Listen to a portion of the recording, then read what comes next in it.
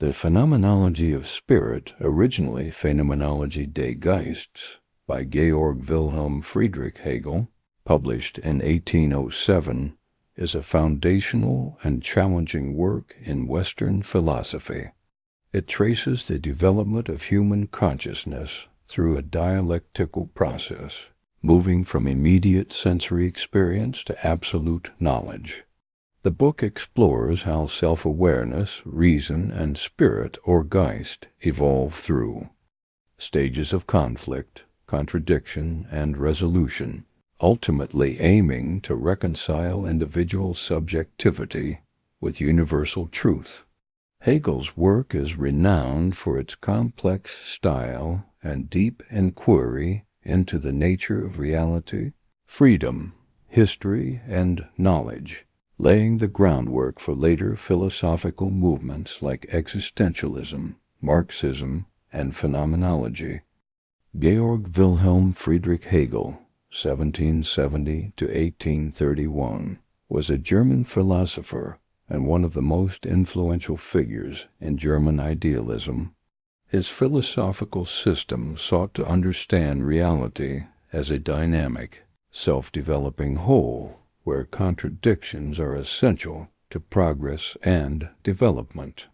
Hegel's ideas have profoundly shaped modern philosophy, influencing fields such as metaphysics, ethics, political theory, and theology.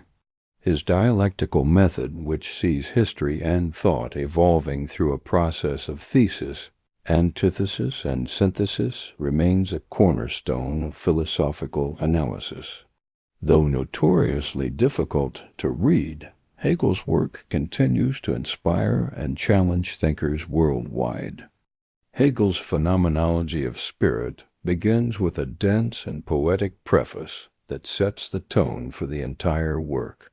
It is not a straightforward introduction, but a profound reflection on the nature of knowledge, philosophy, and human consciousness.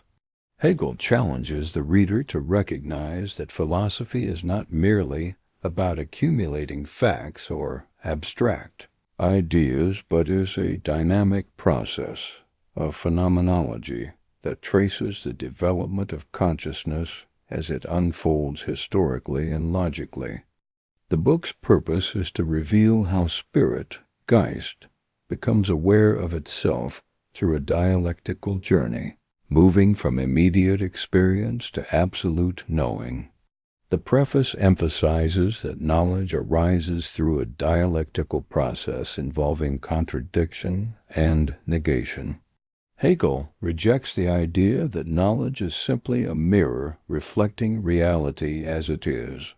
Instead, consciousness encounters difficulties, errors, and conflicts that push it forward, forcing it to overcome limitations and synthesize new understanding. This process is not just intellectual but existential, involving the transformation of the self as it struggles to grasp its place in the world. The introduction continues by outlining the method and structure of the work. Hegel explains that consciousness develops through stages. Each stage represents a form of knowing that appears insufficient or incomplete, provoking a transition to a higher stage. These stages reflect the evolving awareness of spirit, from basic sensory experience to self-consciousness, reason, and ultimately absolute knowing, where subject and object are unified. The dialectical method, central to Hegel's philosophy, is based on the triadic movement of thesis, antithesis, and synthesis, though Hegel himself rarely uses these terms explicitly. Each stage of consciousness contains contradictions that it cannot resolve on its own, leading to its negation and transformation into a new form. This movement is not linear, but spiraling. Each higher stage preserves elements of the previous stages while transcending their limitations. Hegel stresses that the journey of consciousness is both individual and collective. It is the path by which the spirit comes to know itself through history, culture, and social life. Philosophy, therefore, is not abstract speculation, but a record of the historical development of human awareness and freedom. The introduction also addresses the difficulty of the work itself, warning readers that the language and concepts will be challenging. However, Hegel encouraged perseverance, suggesting that the rewards are profound insight into the nature of reality and human existence. In sum, the introduction and preface of the Phenomenology of Spirit lay the foundation for a philosophical exploration of consciousness as a self-developing process. The book will trace the evolution of spirit through conflict, negation, and reconciliation, revealing how knowledge and freedom emerge together. This sets the stage for the detailed examination of consciousness that follows, where each stage unfolds logically from the last in a complex but coherent dialectical movement. The first major section of Hegel's Phenomenology of Spirit is devoted to consciousness, exploring how basic awareness of the world unfolds through stages of increasing complexity. Hegel begins with the most immediate form of knowing, sense certainty, which is the raw, direct experience of the world through the senses. Here, consciousness believes it knows things as they are simply by being directly present to them. For example, this here or that now is grasped through immediate sensation, unmediated by concepts or interpretation. However, Hegel quickly demonstrates the limitations of sense certainty. Because the knowledge is tied to the particular this or now, it is always fleeting and contradictory. When we try to express sense certainty in language, we inevitably generalize, turning the particular into a universal. Thus, the pure immediacy dissolves into something mediated by thought and language. This contradiction shows that raw sense certainty cannot provide stable or reliable knowledge. Next, Hegel moves to the stage of perception, where consciousness begins to recognize objects as having properties and relations. Perception is more complex than mere sensation because it involves differentiating and relating qualities: color, shape, size, and understanding objects as composed of these qualities. Yet perception still encounters contradictions. For example, when an object exhibits conflicting qualities, or when a property can change without the object ceasing to be what it is, perception struggles to grasp the unity of the object. Hegel introduces the concept of the one and the many to express this tension. An object is one unified thing, but also a collection of diverse, sometimes contradictory, properties.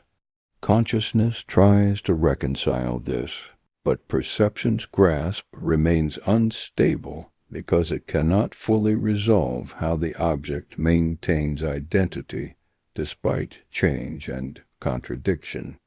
The third stage in consciousness is understanding, which aims to go beyond mere appearance to grasp the underlying forces or laws that govern objects. Understanding tries to explain why things behave as they do by positing invisible forces, causes, or essences. This stage marks a move from passive reception of sense data to active interpretation and theorizing. However, understanding too faces problems.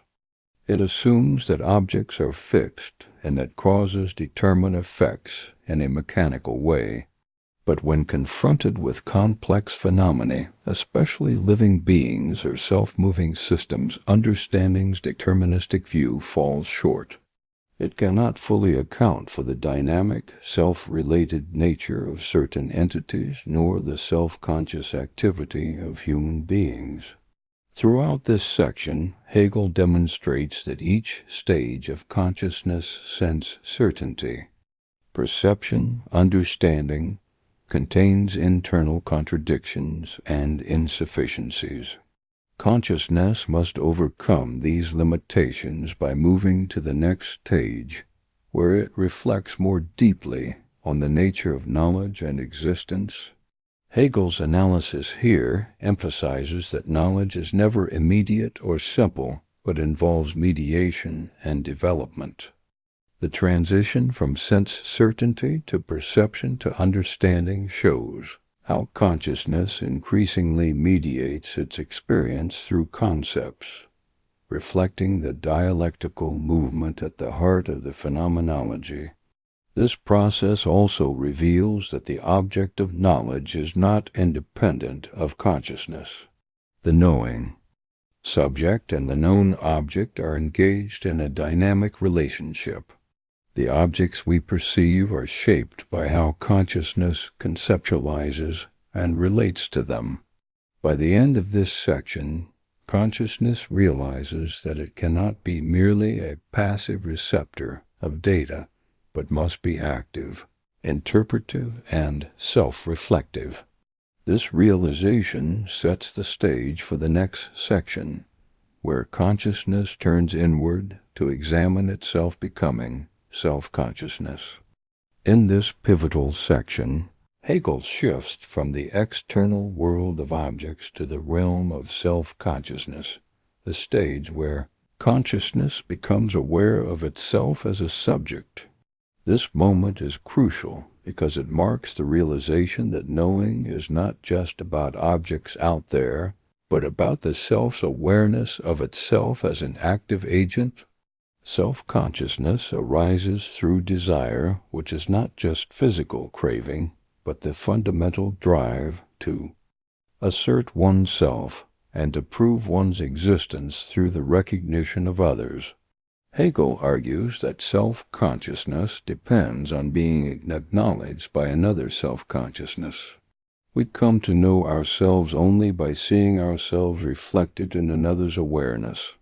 This is the famous idea of recognition, anerkennung. This dependency on recognition introduces a conflict, famously dramatized in the master-slave dialectic, also called the Lord-Bondsman dialectic. Two self-conscious beings encounter each other, each seeking to affirm their own freedom and independence. Neither wants to be subordinate to the other, leading to a struggle for dominance. The dialectic unfolds as follows. One becomes the master, asserting control, while the other becomes the slave, submitting to the master's authority. At first glance, the master seems triumphant, he commands, enjoys the fruits of the slave's labor, and asserts his freedom by objectifying the slave. However, Hegel reveals a paradox. The master's freedom is incomplete because it depends entirely on the slave's recognition and labor. The master is detached from the world of productive activity and becomes alienated from reality. Conversely, the slave, through work and transformation of nature, gains a deeper understanding of self and the world. The laboring slave's engagement with the material world leads to self-development and the eventual realization of freedom through active participation and self-transformation. This dynamic illustrates how freedom and self-consciousness are relational rather than isolated phenomena. True self-awareness arises only in the context of mutual recognition, where individuals acknowledge each other's freedom and subjectivity. Hegel's master-slave dialectic thus serves as a metaphor for social and psychological relations of power, dependence, and self-realization. It explores how domination and submission are unstable conditions, and how through struggle and labor, individuals can transcend alienation and achieve a higher form of freedom.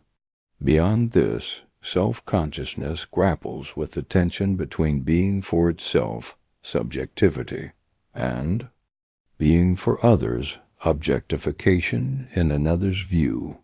Individuals experience anxiety and shame when they realize they are objects for others' consciousness, which can threaten their freedom and identity. This section also foreshadows later philosophical developments about the social nature of the self, the dynamics of recognition in human relationships, and the interdependence of freedom and sociality.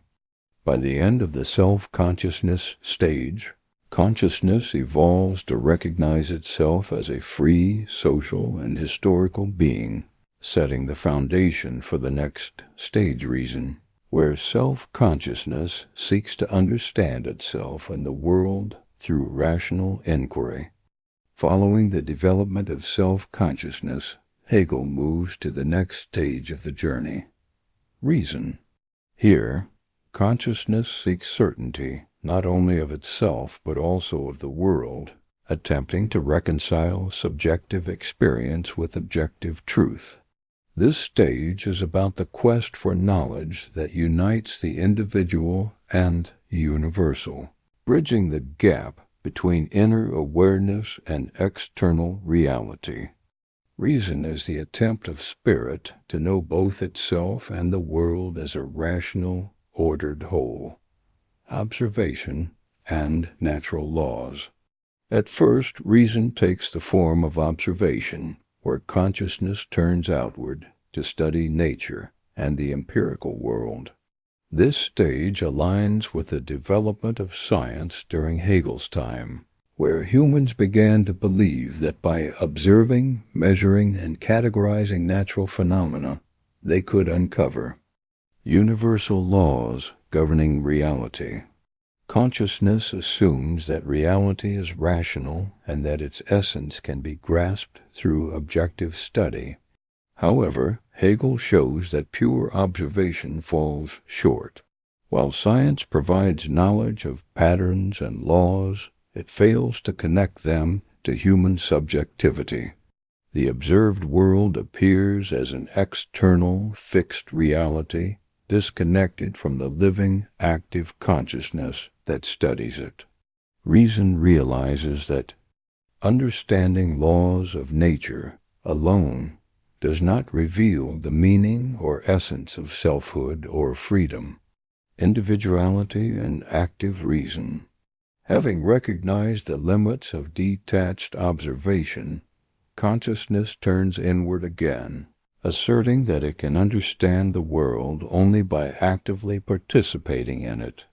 This stage involves practical reason, where individuals test their knowledge of the world through action, seeking to transform reality according to their intentions.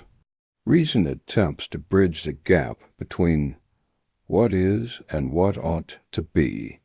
Practical reason appears in the form of moral action and ethical striving. Consciousness assumes that by following universal principles or acting rationally, it can align itself with truth and attain certainty. Yet contradictions emerge. Individuals confront conflicts between personal desires, societal norms, and the universal ideals they seek to embody. What seems rational to one person might clash with the reason of another, creating tension between individual freedom and universal law, the dialectic of morality and universality. Reason at this stage struggles with the problem of universality versus individuality. On the one hand, it seeks universal moral laws akin to Kant's categorical imperative to guide actions. On the other hand, lived experience is particular, shaped by personal circumstances and individual choice. The abstract universality of reason often feels disconnected from real human life. This contradiction pushes consciousness toward a deeper understanding of spirit as inherently social and historical, not purely individual or abstract. Reason also explores the idea of freedom through action, that human beings are not passive observers of reality, but active shapers of it. Through work, creativity, and moral striving, individuals imprint their will onto the world. But again, freedom proves elusive, because action is always entangled in social relationships, conflicting norms, and unintended consequences. Toward spirit, by the end of the reason stage, consciousness realizes that neither detached observation nor individual moral action can fully reconcile subject and object, self and world. Knowledge of nature alone is incomplete, and moral action without social grounding is unstable. Reason recognizes that truth and freedom cannot be understood in isolation, but must be grounded in shared life, culture, and community. This realization sets the stage for the next phase of development, spirit, Geist. Here, consciousness seeks fulfillment in collective human experience, in ethical life, social institutions, and cultural expression. Spirit represents the higher synthesis of individual self-consciousness and universal reason, a stage where personal freedom and communal life begin to intertwine. In the spirit Geist stage of Hegel's Phenomenology of Spirit, consciousness moves beyond the purely individual dimension of experience and begins to grasp itself as part of a broader social and historical reality. This is where individuality and universality come together. The truth of human existence cannot be found in isolated self-consciousness or abstract reason alone, but in the shared life of a community, where freedom and meaning are realized collectively. Spirit is consciousness that knows itself not only as I, but also as part of a we ethical life. The first moment of spirit is ethical life, where individuals are embedded in social customs, family bonds, and communal institutions. In this stage, consciousness experiences harmony between personal will and social order. The laws and practices of the community feel natural and unquestioned, as though they express the essence of life itself. Hegel points to ancient Greek city-states as a historical example of this harmony. Citizens lived in close unity with their customs and political institutions, with little separation between individual freedom and communal norms. However, this harmony is fragile. Over time, conflicts emerge between personal desires and social rules, or between different interpretations of justice. What once seemed unquestionable becomes contested, leading to division within spirit. The fragmentation of culture. As spirit develops, it enters a phase of culture and estrangement. Here, the unified ethical life breaks down. Individuals become more self-aware and autonomous, and society becomes more complex, leading to tension between the subjective and the objective, between personal conscience and external institutions. Culture at this stage is marked by alienation. People experience a split between what is existing social order, laws, religion, and what should be freedom, truth, authenticity. Religion and art express ideals that seem far removed from the imperfect realities of political power, economic inequality, and human weakness. This alienation is part of spirit's necessary development, because it pushes consciousness to seek reconciliation between individuality and universality on a deeper level. The struggle for recognition in society. Within culture, Hegel describes ongoing struggles for recognition between individuals and groups. These Struggles echo the earlier master-slave dialectic, but now unfold on a broader historical scale. Individuals seek acknowledgement not only as biological beings, but as rational, free subjects deserving rights and dignity. This process drives the development of social institutions, laws, and forms of government that attempt to guarantee mutual recognition. However, recognition is never fully achieved. Social orders tend to favor some over others, leading to revolutions, reforms, and philosophical questioning. Hegel views history as a dialectical process in which spirit strives to reconcile these conflicts and actualize freedom in ever more rational forms of community. Religion and spirit's self-awareness. Religion plays a crucial role in this stage, offering a symbolic and spiritual vision of unity between human beings and the Absolute. Religious traditions express the idea that individual and universal are ultimately connected, that finite life participates in infinite truth. Yet religion is mediated through images, myths, and faith, meaning it remains a representation, not fully rational knowledge. Spirit is on the path toward higher self-awareness, but has not yet achieved it in religion alone, toward absolute freedom and reason. The contradictions of culture, law, and religion eventually propel spirit toward the idea of absolute freedom, seen historically in moments such as the Enlightenment and revolutionary politics. Here, individuals assert that every person is inherently free and that social institutions must reflect this truth. However, the pursuit of absolute freedom often leads to conflict, terror, or chaos when not grounded in stable, rational institutions. Freedom needs structure to be realized effectively. Otherwise, it risks dissolving into arbitrariness or domination.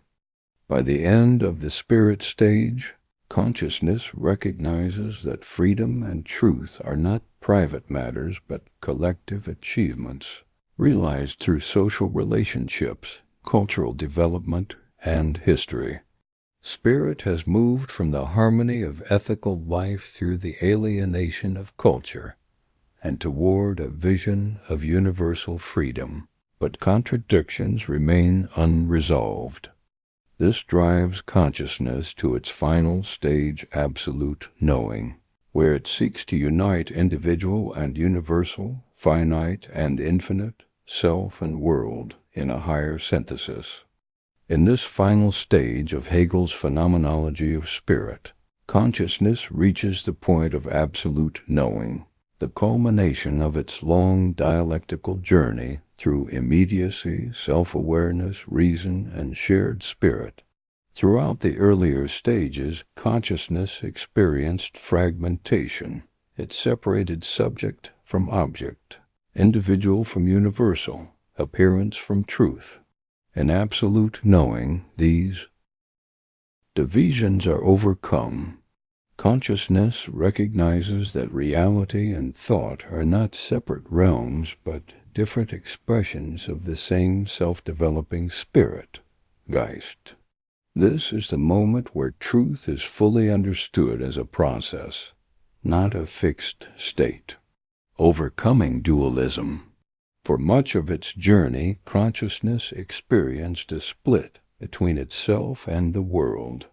Objects appeared external and alien, other people were sources of conflict or domination, and even reason could not reconcile inner freedom with outer laws.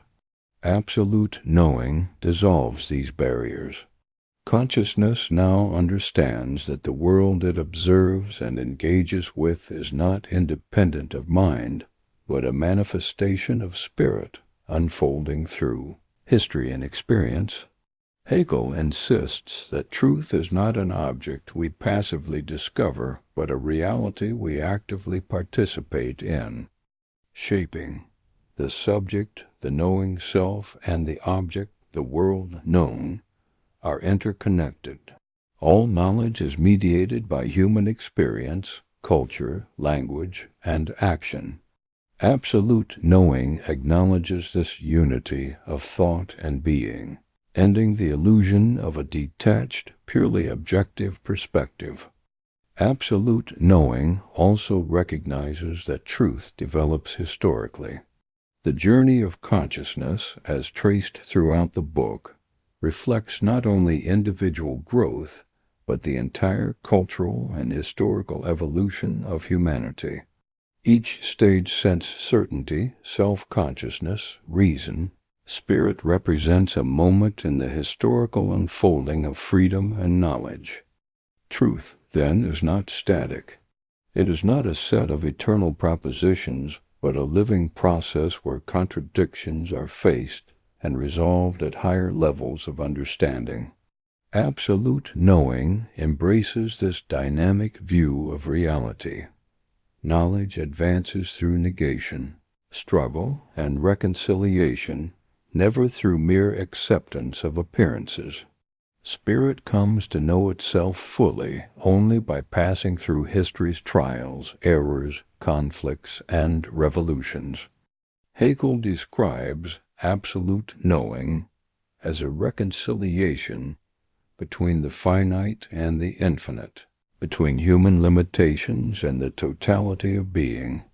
Earlier, religion hinted at this unity symbolically, portraying the divine as the ultimate truth that connects humanity, but religion expressed this truth in myths and faith, leaving reason and understanding incomplete.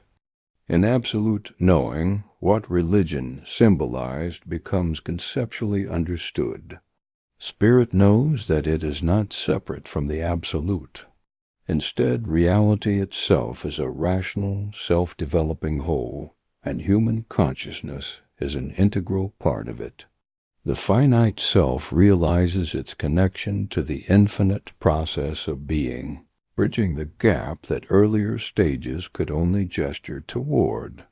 Freedom, the underlying aim of the entire phenomenological journey, is fully actualized in absolute knowing. Earlier, freedom was experienced as desire, as struggle for recognition, as moral striving, or as political ideal. But these were partial forms of freedom, limited by conflict, alienation, or external constraints. Absolute knowing recognizes freedom as self-determination in harmony with universal reason. The individual no longer sees itself as an isolated will opposed to the world, but as a participant in a rational, unfolding whole. Freedom is not merely the ability to choose arbitrarily, but the awareness of oneself as part of a larger, meaningful, and rational process of existence. True freedom comes from understanding necessity and acting in alignment with the rational structure of reality. Hegel concludes by presenting philosophy as the form of spirit that reaches absolute knowing.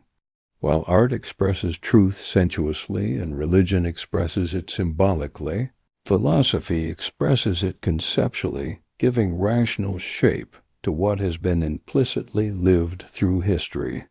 The phenomenological journey leads naturally to philosophy as the domain where spirit reflects on itself completely and transparently. This does not mean the journey ends with final, unchanging truths. Absolute knowing is not a static possession, but an open-ended, self-correcting process. Spirit continues to develop, but now it does so with full awareness of its nature as self-determining and unified with the world it inhabits. The phenomenology of spirit closes by showing that human consciousness progresses toward truth through conflict, negation, and reconciliation. Each stage of knowing is necessary but incomplete, containing contradictions that push consciousness forward. The path is arduous and filled with alienation, but ultimately it reveals that truth is not external to us. We are truth realizing itself. Absolute knowing represents the highest point of this realization, the unification of self and world, thought and being, freedom and necessity. Hegel's work thus offers a profound vision of reality as a rational, historical process in which spirit comes to know and actualize itself fully. It is a philosophy of becoming where meaning, knowledge, and freedom are not given at birth, but achieved through experience, struggle, and reflection. Thank you for exploring this timeless classic with me today. If you enjoyed this summary and want to keep uncovering life-changing ideas from the world's greatest books, don't forget to like this video, subscribe to Mindful Breeds, and tap the bell icon so you never miss a new upload. Until next time, keep reading, keep reflecting, and keep expanding your mind.